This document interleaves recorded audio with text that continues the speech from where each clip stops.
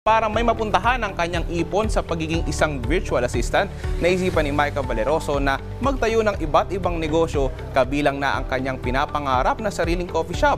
Alamin natin ang business story niya dito lang sa Negosyo Tayo. Ako si Micah Valeroso at sa halagang 100,000, meron akong coffee shop business.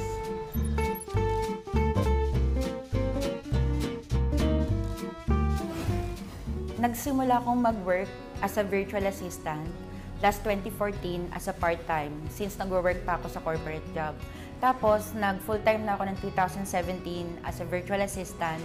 And then, since we earn, foreign currency, that's the time na nakapag-ipon kami ng capital. And then, nagbuo din kami ng agency, actually virtual assistants. And then, nakapag-ipon. And then, we decided to open a business for a coffee shop instead na magastos namin yung pera sa ibang bagay. How about opening a coffee shop? Nagsimula po ito nung nag-work ako from home. So mahilig talaga akong magkape ever since.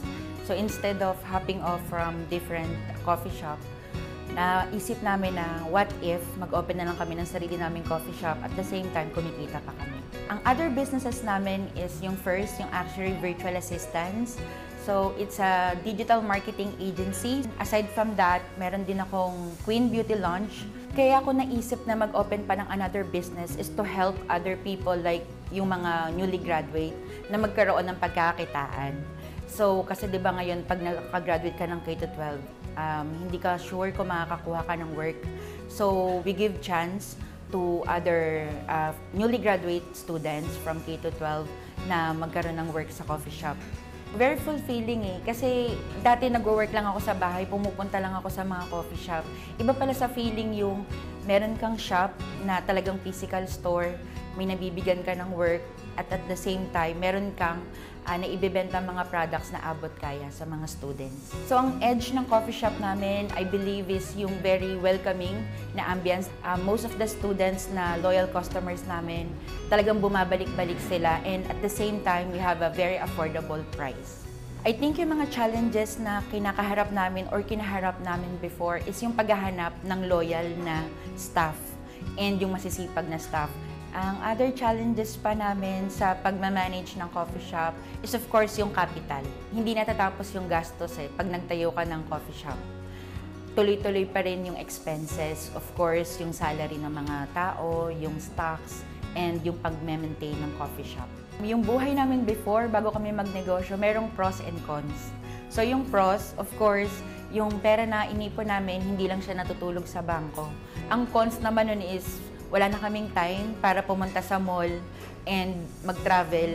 But of course, we find time pa rin, pero very limited na since meron na kaming minamanage na coffee shop. So, lagi nilang sinasabi, pagka nag-work ka daw ng 8 to 5, and pag nag-business ka daw, mamamanage mo yung time mo. The truth is, if you build a business, you will work 24/7 a day.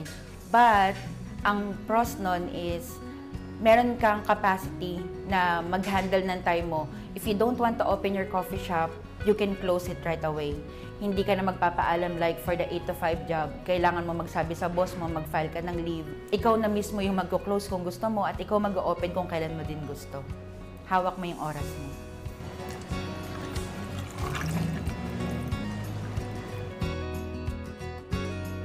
Walang madaling simula, lahat ng pagnenegosyo may pagsubok.